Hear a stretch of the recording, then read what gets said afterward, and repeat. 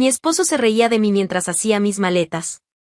Pero cuando vio una limusina detenida frente a casa para recogerme, se quedó en shock. Durante mucho tiempo creí que el lujo era sinónimo de felicidad.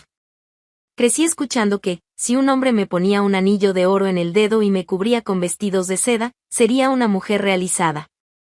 Lo creí.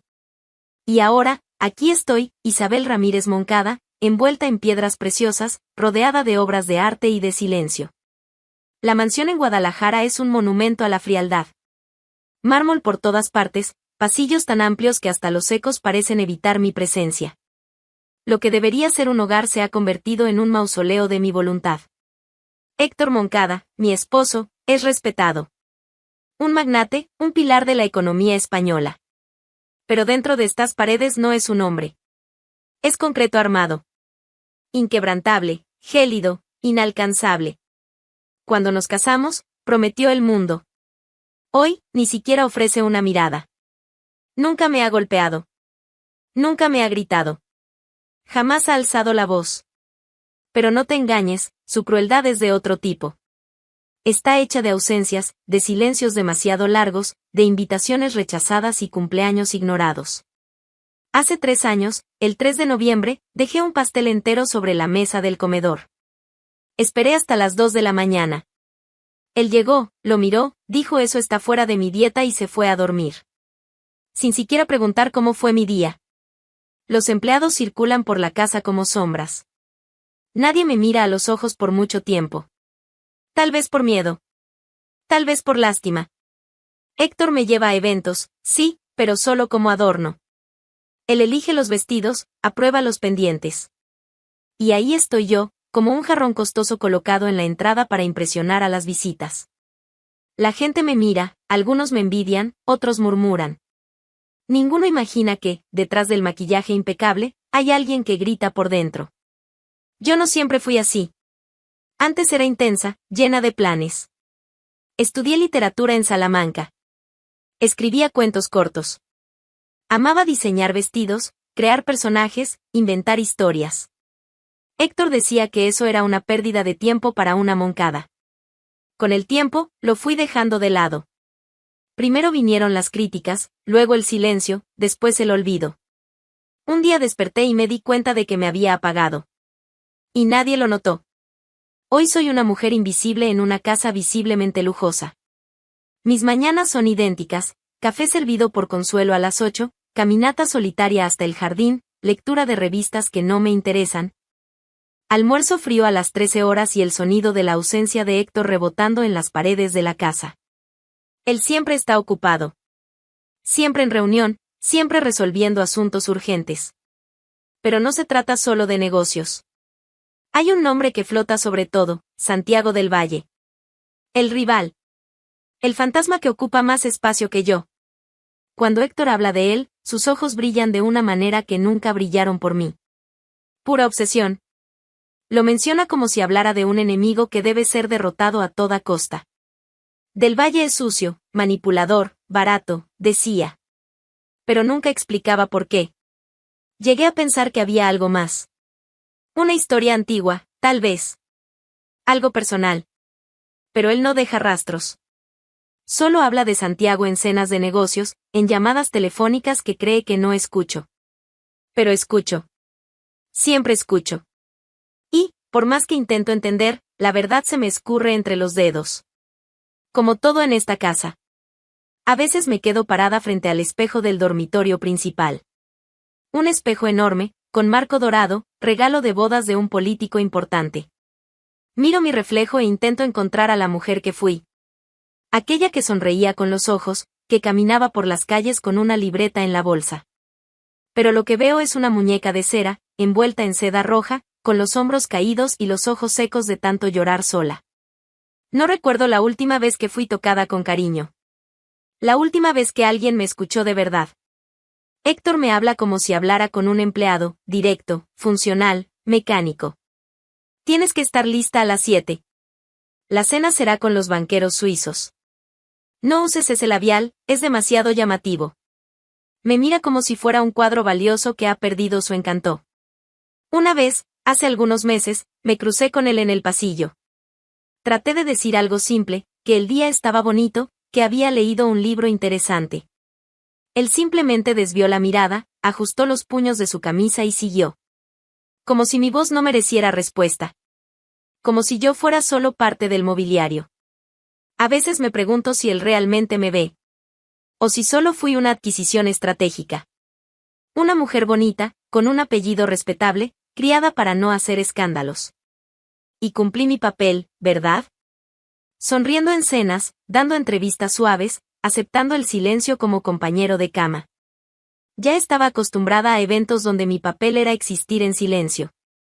Sonreír cuando me miraban, cruzar los brazos con elegancia, fingir que pertenecía a ese mundo de voces vacías y carcajadas calculadas.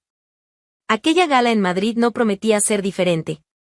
Las mujeres se turnaban entre comentarios sobre nuevas cirugías y destinos de verano. Los hombres, en un juego constante de egos y negocios, solo se veían entre ellos. Nadie, absolutamente nadie, me veía de verdad. Excepto él. Santiago del Valle. El nombre siempre estuvo presente en mi casa, en los discursos obsesivos de Héctor. Era el enemigo, el rival, el nombre que hacía que mi presencia fuera aún más ignorada. Pero en aquel salón, rodeado de candelabros de cristal y conversaciones aburridas, él no era un fantasma. Era real.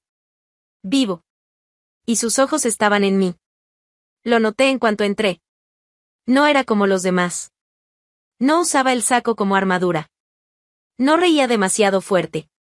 No parecía querer impresionar a nadie. Solo observaba. Y cuando nuestras miradas se cruzaron, lo sentí. Sentí algo que no sentía desde hacía años, que era una persona. Que existía. Que alguien realmente me veía. Hubo un segundo, quizás dos, en que me miró como si buscara algo más allá de la superficie. No hubo sonrisas amplias, ni gestos llamativos. Fue una mirada tranquila, pero firme. Una mirada que atravesó las joyas, los tacones, el vestido y la máscara. Una mirada que decía, sé que estás ahí. Seguí la noche como dictaba el protocolo. Del brazo de Héctor, con la pose perfecta para las fotos.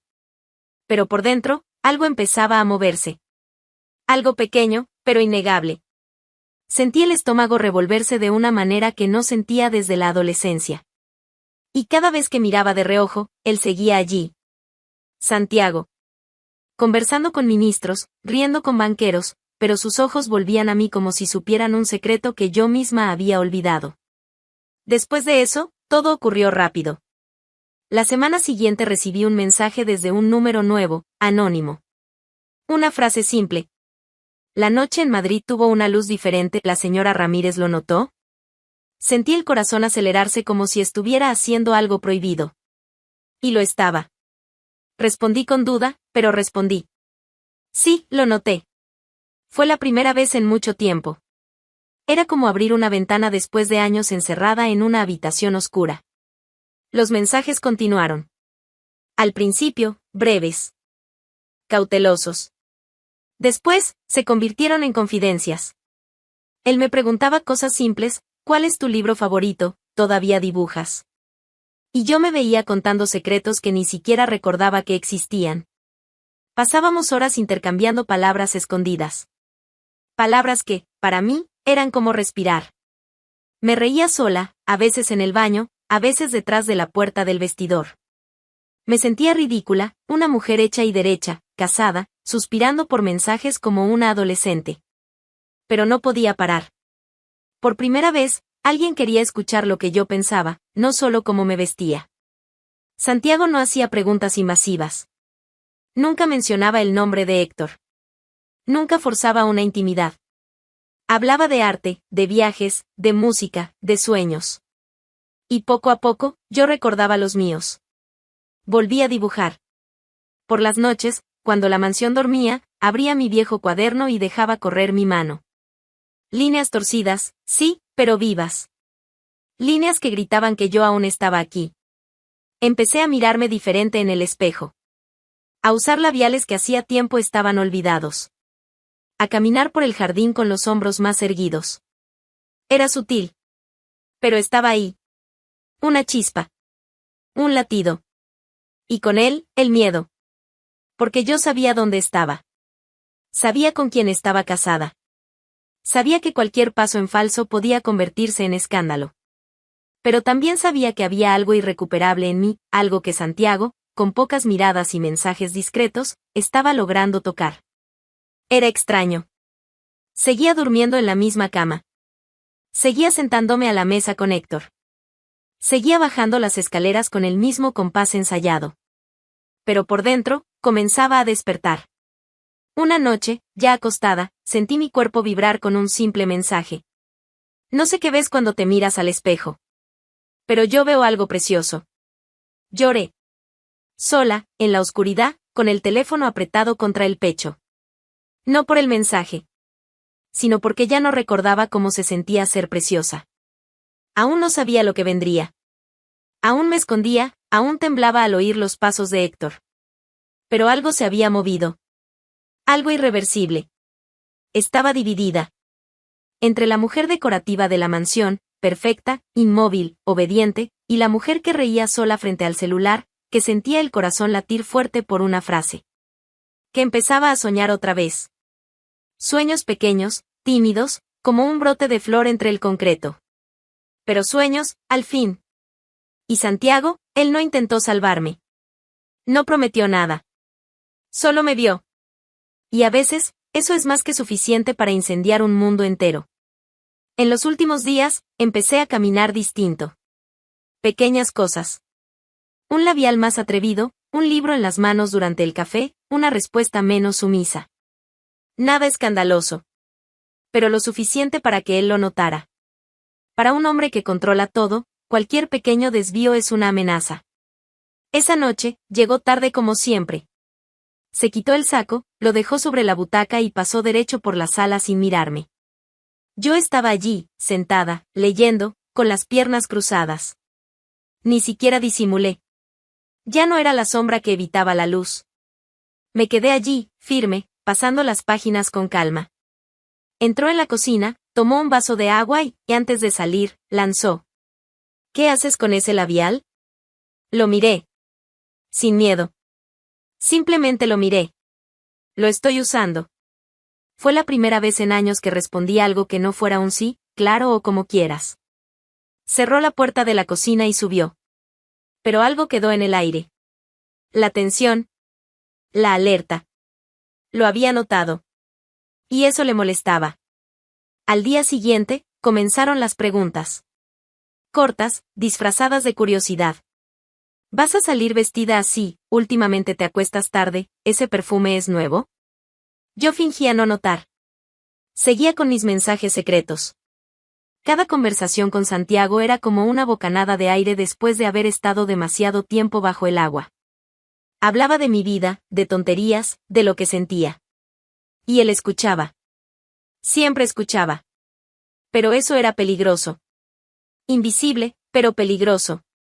La semana en que todo se derrumbó, traté de evitarlo. Traté de esconderme aún más. Fui discreta, incluso fría. Pero, aún así, mi ausencia emocional se hizo evidente. Fue un jueves. Estábamos cenando. La comida estaba impecable, como siempre. Pero el silencio entre nosotros gritaba. Héctor revisaba su teléfono, masticando sin prestar atención. Yo apenas tocaba los cubiertos. No quería hablar. No quería estar ahí. La comida me daba náuseas, el aire me asfixiaba. Hasta que hablé. No con rabia, no con furia. Con agotamiento. Estoy pensando en irme. Fue un susurro. Un suspiro. Ni siquiera me escuché bien. Pero él sí. Y entonces, sin mirarme, soltó el tenedor en el plato y dijo. Ningún hombre te va a querer. No vales nada sin mí. Esas palabras no fueron gritadas. No hizo falta. Fueron dichas con un desprecio calculado. Una frase hecha para cortar. Y cortó. Me quedé quieta. El tenedor en mi mano temblaba. El corazón parecía haberse congelado en el pecho. Respiré hondo, pero el aire no venía. Solo me levanté. No respondí. Subí las escaleras como un autómata. Y allí, en mi habitación, todo se derrumbó. Lloré. Por primera vez, de verdad. Lloré por mí, por todo lo que aguanté, por todo lo que me tragué en silencio. Por la mujer que fui, por la que dejé morir, por la que intentaba renacer. No sé cómo me vestí. Solo sé que salí. Tomé la llave del coche de reserva, pasé por el portón sin que nadie me detuviera. Conduje como quien huye de un incendio. Y fui hasta Santiago. Él estaba en casa. Un dúplex discreto en las afueras de Madrid. Sin avisar, toqué el timbre. Abrió. Y allí, sin decir una palabra, me derrumbé. Mis rodillas cedieron. Mis gritos salieron desgarrados. Lloré, grité, me golpeé el pecho. Todo el dolor que escondí explotó como un volcán. Él me sostuvo. Con fuerza. No dijo va a pasar. No intentó consolarme con clichés. Solo estuvo allí, sosteniéndome, firme, entero. Me dejó hablar. Gritar. Caer. Aguanté tanto tiempo, murmuré, con la voz rota. Pensé que merecía eso. Que era mi culpa. Que yo era débil. Que nadie jamás iba a... Ya basta, dijo. Ven conmigo. Mereces ser feliz. La frase vino con la fuerza de un trueno. Directa. Clara. Como si sellara algo. Nadie me había dicho eso. Nunca. Ni mis padres. Ni amigas. Ni yo misma. Merezco ser feliz. En ese momento, algo dentro de mí se alineó. No fue una decisión impulsiva. Fue una aceptación. Una verdad que siempre estuvo ahí, pero que nunca me atreví a mirar a los ojos. El dolor no desapareció. Pero ya no estaba sola dentro de él. Nunca fui buena con los secretos. Siempre preferí la claridad, lo que se muestra, lo que se dice de frente. Pero ahora, mi supervivencia dependía de lo contrario. Cada palabra con Santiago, cada paso fuera de la rutina, cada gesto fuera de lugar, todo necesitaba cuidado. Disfraz. Silencio. Ya no se trataba de miedo. Era estrategia. Héctor, ciego por su propia soberbia, aún creía que yo era intocable. Intocable en el sentido más cruel, esa que él moldeó, controló y alineó en el pedestal de la mansión como una estatua para ser exhibida. Pero las grietas que él ignoraba estaban creciendo. Grietas que no veía porque no creía que yo fuera capaz de irme. Y era precisamente eso lo que me fortalecía. La certeza de que jamás lo imaginaría. Santiago fue más que un refugio. Se convirtió en mi puente de regreso hacia mí. Cada encuentro nuestro era cuidadosamente planeado, huecos en la agenda, viajes a Salamanca a ver a mi tía, a la casa de campo para descansar un poco de la ciudad. El chofer siempre se quedaba afuera. Ya sabía mentir con los ojos. Nos veíamos poco tiempo, pero era suficiente. Él nunca se apresuraba. Nunca me presionaba. Solo estaba allí. Presente. Completo. Como si no existiera nada más importante en el mundo. Me escuchaba hablar de cosas banales, de cuánto odiaba la escultura de bronce en la entrada de la mansión, de cuánto extrañaba el olor a ajo frito en la cocina, de cómo dibujar vestidos me hacía sonreír sola. Y cada vez que decía algo, él me miraba como si fuera oro. Fue él quien sugirió. ¿Por qué no vuelves a escribir? Al principio, me reí. ¿Yo? ¿Escribir? Hacía tanto tiempo. Me sentí ridícula. Pero esa noche, al llegar a casa, saqué del fondo del armario una antigua caja de cartón. Dentro, cuadernos con hojas amarillentas. Borradores viejos. Historias incompletas. Y entonces, sin darme cuenta, empecé a garabatear otra vez. Las palabras llegaron como un torrente. Escribía cuando Héctor dormía, cuando salía temprano, cuando los empleados estaban lejos. Eran historias simples, pero llenas de vida. Como si, en el papel, pudiera existir sin restricciones. Y con la escritura, llegaron los dibujos. Volví a dibujar vestidos, personajes, mapas inventados. Mi cuarto se convirtió en un escondite de garabatos. Volví a reír. Y no solo por los mensajes de Santiago, sino por mí. Por el placer de crear, de reconocerme, de volver a tener voz. El espejo, antes mi enemigo, empezó a devolverme miradas diferentes. Me miraba y veía a alguien. Alguien que estaba regresando, despacio, pero firme. Mientras tanto, Héctor seguía inalterado. Frío. Arrogante. Ciego. Una inversora de Suiza vendrá a cenar con nosotros el viernes. Usa el rojo. Aquel que combina con los pendientes de zafiro, dijo, sin levantar los ojos del portátil. Claro, respondí, con el mismo tono vacío de antes. Pero por dentro, ya no era la misma. Las señales estaban allí. Apenas hablaba con él. Ya no fingía interés. Empecé a quedarme más tiempo fuera de casa. A sonreír en el jardín. A poner música que él detestaba. Y aún así, no lo veía.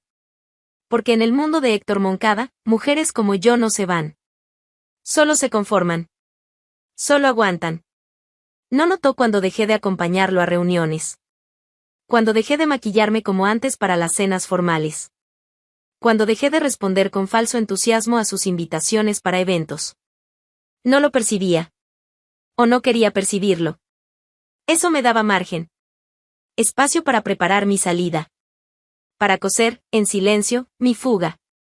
Santiago y yo empezamos a planear. No hablábamos de fechas. Hablábamos de posibilidades.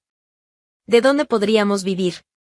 De cómo reorganizarlo todo para que no hubiera vuelta atrás. Cada detalle era estudiado con cautela. Y todo sin dejar rastros. No quiero que sea una huida, me dijo un día. Quiero que sea una elección. Eso se quedó en mi cabeza por días. Yo ya no quería huir. Ya había huido de mí misma por demasiado tiempo. Ahora, solo quería irme. Porque lo merecía. Porque podía. Santiago me mostró una casa en la región de Valencia. Viñedos alrededor. Cielo abierto. Una casa sencilla, pero hermosa. Con un estudio solo para mí, donde pudiera escribir, dibujar, empezar de nuevo.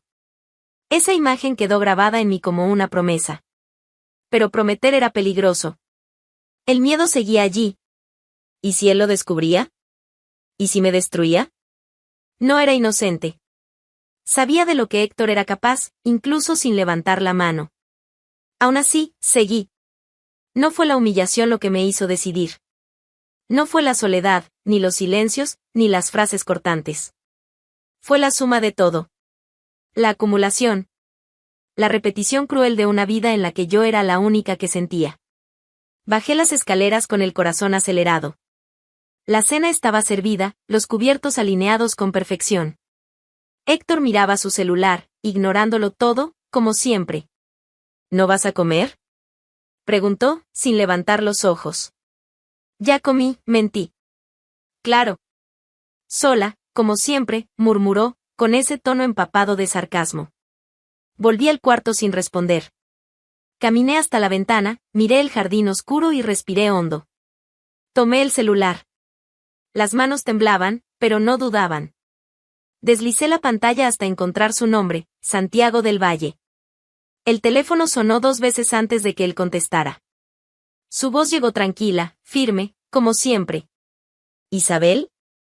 Tardé un segundo en hablar. Pero cuando hablé, fue con la claridad de quien ha atravesado el infierno. Acepto. Quiero ir contigo. Quiero empezar de nuevo. Hoy. Hubo un silencio al otro lado. Pero era un silencio lleno de respiración, de emoción contenida. ¿Estás segura?, preguntó. No hay vuelta atrás, Isabel. Precisamente por eso. Estoy en camino. Colgué. Y por un instante, me quedé quieta. La respiración suspendida. Luego, fui al armario y abrí las puertas con una calma ensayada. Empecé a sacar ropa. Algunas prendas, documentos, mi cuaderno de dibujos. Las manos ya no temblaban. Sabía lo que estaba haciendo. Cuando cerré la primera maleta, escuché pasos detrás de mí. Héctor apareció en la puerta con una copa de vino en la mano y una sonrisa aburrida en el rostro. ¿A dónde vas con tantas maletas? ¿A resolver la crisis existencial en Ibiza? Seguí doblando una blusa. Sin mirarlo. Nunca entendiste nada. No sabía que el arte de huir cabía en 2 maletas. ¿Cuánto tiempo vas a quedarte en casa de tu madre? ¿2 días? ¿3? Lo miré, por fin. No estoy huyendo. Solo me voy. Él se rió. se carcajeó, como si le hubiera contado el mejor chiste del año. ¿Tú? ¿Yéndote? Isabel, por favor. ¿Qué teatro barato? No tienes a dónde ir. No tienes a nadie. Y aunque tuvieras, no durarías ni una semana lejos de este lujo que te alimenta. El lujo nunca me alimentó, respondí. Él se acercó, la sonrisa desapareciendo, la voz ahora más baja, casi un susurro. Puedes hacer las maletas, pero sabes que volverás. Mujeres como tú siempre vuelven. Cuando el mundo allá afuera muerde, corren de vuelta a la correa. No respondí. Tomé la segunda maleta. El celular vibró. ¿Un mensaje? Estoy en la puerta. Listo. Bajé las escaleras con las maletas en las manos. Los tacones golpeando el mármol como tambores. Fui hasta el espejo del hall. Me miré. Desarreglada. Ojos húmedos. Pero erguida. Entera. En la sala, Héctor seguía con el vino. ¿Vas a salir así? ¿Sin maquillaje, sin anuncio, sin un último escándalo? ¡Qué decepción, Isabel! Pensé que al menos romperías un jarrón antes de dejar de fingir coraje. Abrí la puerta. Fue entonces cuando escuchó el sonido. Allí estaba. Una limusina negra estacionada justo en la entrada de la mansión. El coche parecía fuera de lugar en medio de aquel jardín rodeado de estatuas y pretensiones. El chofer bajó. Abrió la puerta trasera. Y entonces, Santiago descendió. La expresión de Héctor cambió. Lentamente. Primero el ceño fruncido. Luego la confusión. Después la rabia contenida, que se transformó en algo muy cercano al pánico. Pero no habló. No se movió. Santiago no dijo nada. Solo me miró. Una mirada tranquila. Firme. Una mirada que me recordaba quién yo era, y quién ya no necesitaba ser. Héctor dio un paso al frente, confundido, ofendido. ¿Es por esto? Dijo, señalando con el mentón. ¿Es esto lo que crees que quieres? ¿Ese teatro ridículo de romance barato? Me volví hacia él. Por última vez. No. No lo creo. Estoy segura. Las palabras no salieron con rabia. Salieron con alivio. Y entonces, sin decir nada más, caminé hacia la puerta de la limusina. Santiago tomó mis maletas, como si ese gesto sellara un pacto antiguo. Entré. Me senté. Respiré hondo. Héctor se quedó allí. De pie. Con el vino en la mano. Inmóvil. Sin entender cómo había pasado aquello. Porque en su mundo, yo nunca fui capaz. Nunca fui valiente. Nunca fui real. La puerta de la limusina se cerró con un chasquido limpio. Y por la ventana, miré atrás por última vez. No a él. Sino a mí. A la mujer que soportó. Que resistió. Que ahora se iba. La casa quedó atrás. La carretera se abrió. Y con ella, el futuro. La nueva casa era hermosa. Lujosa, sí, pero con otro aire. No había arrogancia en las paredes, ni opresión en los muebles. Todo allí parecía haber sido elegido con cuidado, no para exhibir poder, sino para ofrecer confort. Era un tipo de riqueza que no gritaba. Susurraba. Me envolvía como una segunda piel. El jardín era amplio, con viñedos que se extendían hasta donde alcanzaba la vista. Las habitaciones tenían enormes ventanas abiertas al sol. Había mármol, sí, pero no frío, brillante, cálido, vivo. La sala principal tenía una chimenea de piedra bruta y una estantería llena de libros antiguos que Santiago coleccionaba. A su lado, él montó un estudio solo para mí. Con una mesa de roble, papeles de todos los gramajes, pinceles nuevos, blocs de notas. Dijo que ese era mi territorio. Y que él no lo invadiría. Durante la primera semana, me sentía una extraña en el paraíso. Caminaba descalza, tocando los muebles, observando los cuadros, intentando entender si aquello era real o solo una tregua de la tormenta. Santiago no me apuraba. Me dejaba existir a mi ritmo. Solo aparecía, de vez en cuando, con una sonrisa y una pregunta que parecía tonta, pero siempre me desarmaba. ¿Quieres ver el mar conmigo hoy? Y fuimos. El primer viaje fue a Denia. En coche, por las carreteras costeras. Paramos en un restaurante escondido junto al Mediterráneo. Él pidió vino, me hizo probar platos que nunca había tenido el valor de probar. Me vio reír, con la boca llena, y dijo que ese sonido, mi risa verdadera, era lo más valioso que había oído jamás. Le creí. En los días siguientes, organizó paseos por bodegas de la región. Después, me llevó a un concierto de música clásica. Una noche, me hizo ponerme un vestido nuevo, dorado, y me llevó a cenar en Valencia, en una terraza con vista a toda la ciudad. Estábamos rodeados de luces y silencio. Me miró como si nada más existiera. Estás empezando a volver, Isabel, dijo. Pero incluso rota, ya vales más que cualquier mujer entera que haya conocido. Me mimaba sin excesos, pero con constancia. Flores dejadas en la mesita de noche. Chocolates en el escritorio cuando pasaba horas escribiendo. Un collar antiguo que compró en una tienda de antigüedades solo porque, según él, tenía tu alma atrapada en él. Y yo florecía. Volví a dibujar todos los días. Empecé a escribir un libro, una novela con una protagonista que cargaba un pasado familiar, una mujer que huyó tarde, pero entera. Santiago leía fragmentos conmigo por la noche, corregía detalles, sugería ideas. No intentaba dirigir mis palabras.